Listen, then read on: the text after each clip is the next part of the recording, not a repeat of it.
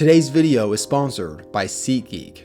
Now that events are back, I'm super excited to be working with SeatGeek again. SeatGeek takes tickets from events like football games, basketball games, concerts, festivals, pretty much anything you'd want to go to, and they put all these tickets into one area, making buying simple. Tickets are rated on a scale from 0 to 100 to let you know that you're getting a good deal. Plus, you can get $20 off your first purchase by using my promo code KTO at checkout. Make sure to click the link in the description below to download the app. In my last video, I briefly talked about how UCF was terrible in 2015, going 0-12. They were even worse than that from 2004 to 2005, losing 17 straight games. You could make an argument that they were the worst college football team at those times. And as I was making that video, I began to wonder, who's the worst college football team ever? There's quite a few schools who've lost at least 20 games in a row. This even includes some top-end universities like Florida State and South Carolina. You keep going up and up this list until you reach the worst Division 1A team ever, the Northwestern Wildcats from 1979 to 1982. Amidst a 34-game losing streak and following a brutal 61-14 loss versus Michigan State, Northwestern fans stormed the field out of anger, ripped down the goalpost, and they chanted, "We're the worst." Now, Northwestern has the longest losing streak if you're just looking at the top division of college football.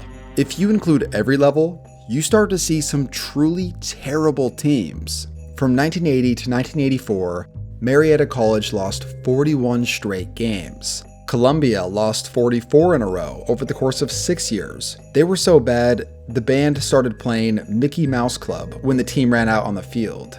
And even worse than them, Macalester College lost 50 straight games over the course of 7 seasons. This included a brutal beatdown of 97-6 from the Concordia Moorhead Cobbers. But now we've reached the end of the line. All of those teams sucked. However, there was one that was far, far worse than any of them.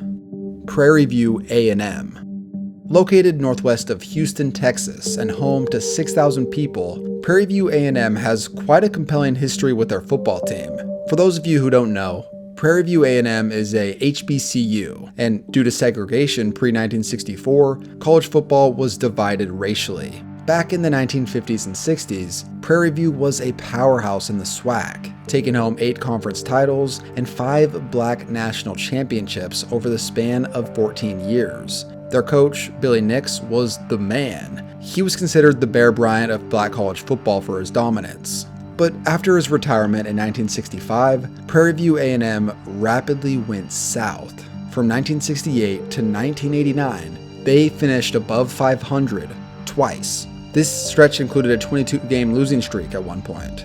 And in the final year of this struggle, 1989, the program was in its worst place it had ever been. This was primarily due to one guy, Haney Catchings. Haney Catchings was not a good coach. In fact, I can't even imagine what it would be like to play for a guy like this. Here's his story with Prairie View. Catchings is hired in 1986 as a coordinator, then promoted to head coach in 1987. They were decent at first, but by 1989, the team was horrible, and players began to complain about some pretty serious issues.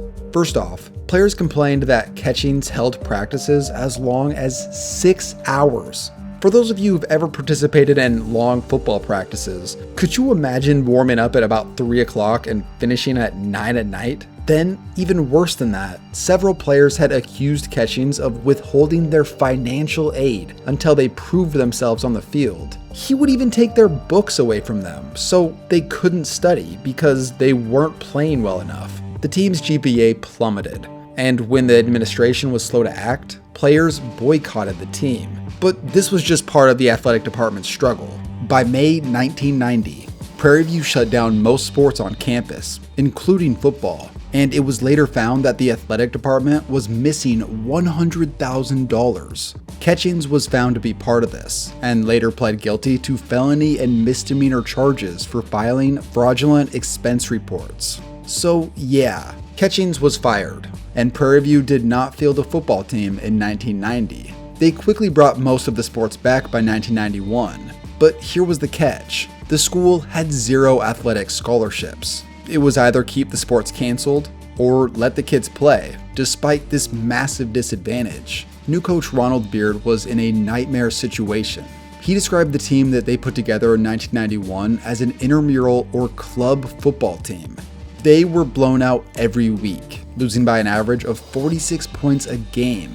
This included an absolutely humiliating 92-0 loss versus Alabama State. Even their basketball team couldn't come close to winning, losing by an average of 30 points a game in 1991. Could you imagine being a freshman at Prairie View going to these games and being like, what the hell is going on here?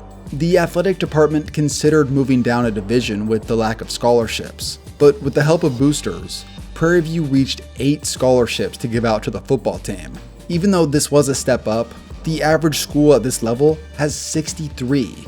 They didn't win a single game in 1991, 92, 93, 94, 95, 96, and 97.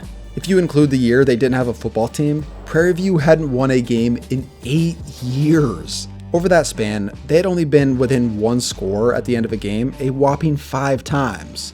That's less than 1 game a year on average that they were even close to winning. Pretty much the only thing that Prairie View had going for them in this era was their marching band. Teams from the Southwestern Athletic Conference and the Mideastern Athletic Conference are well known for their bands. I can imagine anyone who went to Prairie View around that time who attended games was probably going for the band instead of the football team. So anyways, the year now is 1998. Prairie View is 0-2 and going up against Southern. At halftime, the bands from both schools performed.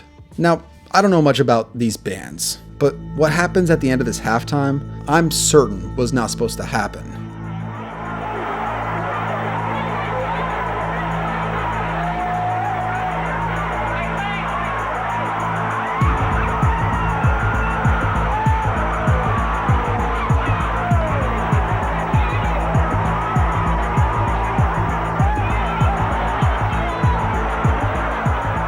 An all-out brawl took place. A reported 7 band members were injured following this fight, and both bands received a 2-game suspension for the incident. As for the football game, Southern went on to blow out Prairie View 37-7. But here's what's crazy. The following week, Prairie View's band decided to say, to hell with that suspension, we're still going to go out there to the next football game. And they went.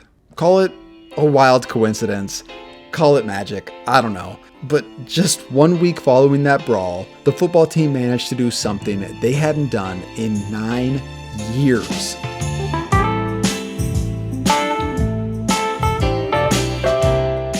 It was all over. The game came down to the wire, with Prairie View holding on for dear life. When the final whistle blew, 5,000 strong rushed the field and ripped down the goalposts. It was also perfect that this win came against Langston, because 80 games prior, that's who this losing streak began with. Just look at those dudes. After the program had experienced 80 straight losses, you know this had to feel good. Now, it wasn't all perfect. 9 days following the win, and all athletics at Prairie View were suspended indefinitely because of the rebellious band showing up to that game. But the penalty didn't even last a week. Prairie View's football team would continue to struggle following the win. It took them another 9 seasons to finish above 500. Then, just 2 years after that, things had finally come full circle. Prairie View found themselves in the SWAC championship game. They hadn't been SWAC champions since the 1960s. The SWAC championship will come down to a Hail Mary. Here we go for the SWAC championship.